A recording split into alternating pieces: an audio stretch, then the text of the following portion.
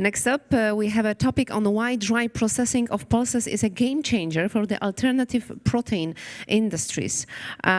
Please get ready to take notes as the Cyril Francart, CEO of Flavapulse, is with us. Hello. Hi. The stage is yours now. So, yeah. And now intro. Everyone has the intro.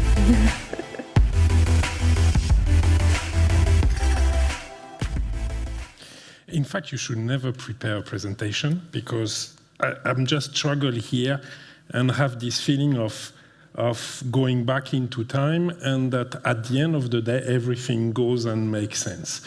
So I'm here to go and to talk to you about the industry of alternative protein, less fashionable today, but I think an industry that is getting developed and going to most of a second stage after our first breath that I'm going to explain you, and I'm going to make a lot of sense into why that is going to be the future.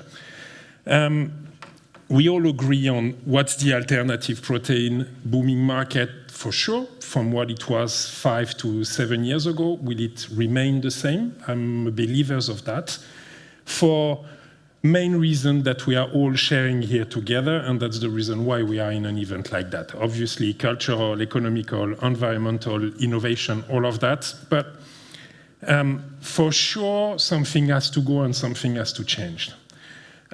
Over the years, in order to have a best product, something that will access the market the better, what we are seeing is that we try to concentrate all the product that we want. I mean, from simple seeds that we were cooking, today we want to have something that there is more innovation into it. There's something that is addressing completely differently to the new culture of food, the way we are eating, and for that we are trying to go always concentrating the product. When you concentrate, obviously, you increase the value of what you are going to produce in terms of functionality and in terms of nutriment. But it comes with two things. The first one is an increase of the price, which can kill a market. And it comes also with the more specialized the product is, the less the market is for that. So the more difficult it is to produce it at competitive price. On top of that, we saw the last 2 years that a booming market in front of an industry that was not prepared for that cause some challenges in terms of quantity available, in terms of prices, in terms of sustainability, and in terms of optimization of the quality of the product. And let me just stop for 1 second into that. Increase of price, war in Ukraine, disrupt way of product and of raw materials is creating uncertainty in terms of quantity being offered to the market. Big increase of the price. And so from a situation where we were before the war with alternative proteins starting to be discounting the animal protein, we come to a situation where it's above it and losing ground by that. And we need to go back into reason in terms of quantity available and mostly in terms of price, but also in terms of what those proteins are going to be addressed and in which way it's going to be addressed to the market. You have two ways to, whether this is in fermentation like what we saw in the previous presentation, or this is in texturization, you still need to have sources that will be coming basically from the plant. And to do that, you have two ways to concentrate the protein. A dry phase, that is fairly simple. You make a flour, you pass the flour via an airflow, and you segregate protein on one side, starch on the other side. Another way, which is far more complicated, which is the wet size, where that involves chemical reaction that involve a big treatment, big energy demand, but very fine product. Isolate is the wet phase. And what is the characteristic of the isolate? It's a product that was initially developed in order to have pure starch that end up with protein coming on the side as a byproduct that did find its demand with the alternative plant protein growing industry in front of that. So it's a product that is getting high value product by being fine. It's high in purity. It's by washing the flour takes most of the anti-nutriment out of the product that we have, and it's very good in terms of microbiology. The problem is that to have and to produce it, you have high capex, you have incredibly high OPEX because it's super energy demanding, and you have a very complex problem that sometimes make that a factory will need 1 to 2 years in order to be put into stream, and you need high volume in order to compensate the high capex. In front of that, you have another phase, which is the dry concentration, which is a very simple way that I described previously. You make a flour, out of that flour you segregate with air, you have starch on one side, protein on the other side. Quality of the two products are not going to be the same as the isolate. But this is a low capex and OPEX. This is a low production cost.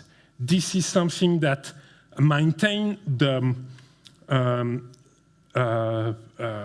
original state of the protein, so you maintain the native protein, and that you keep a good functionality because you don't destroy the functionality with chemicals.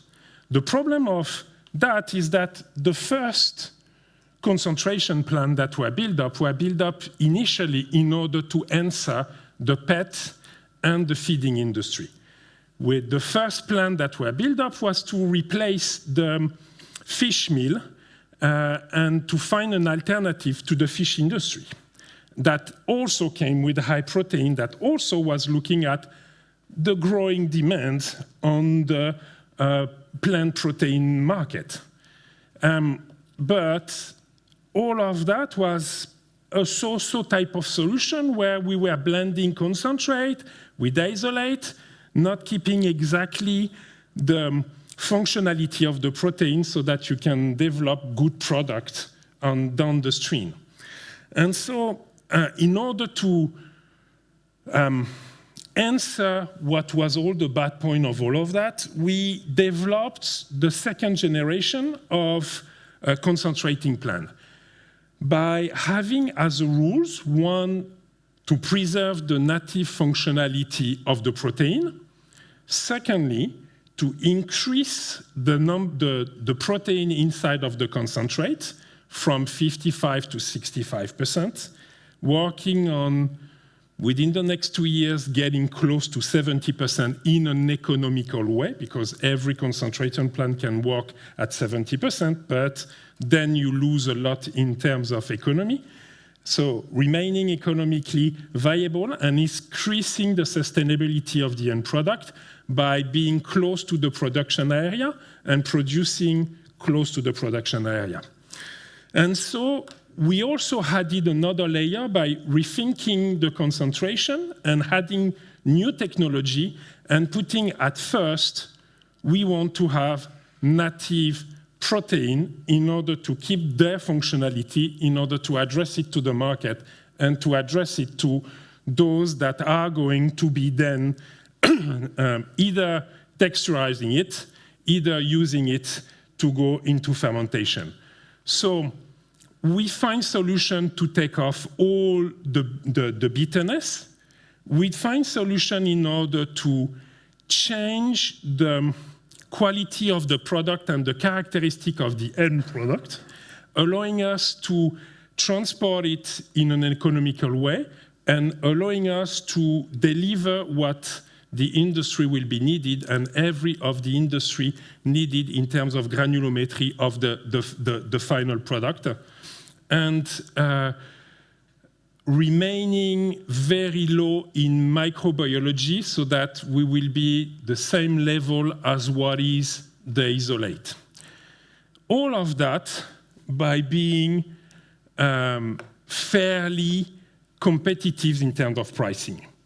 So via that technology that we masterpiece, we are able to, one, keep native product, native protein, concentrate up to the level that the industry is requesting, 65%, give a fluidification that is allowing to exactly have the characteristic that the industry will be needed, decrease the microbiological characteristic of the final product, and still be good in terms of CO2.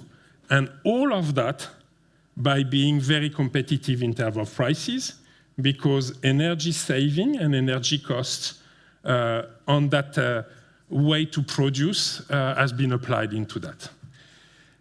Our plant just passed commissioning in May, and we are starting to go and to offer that market, trying to find the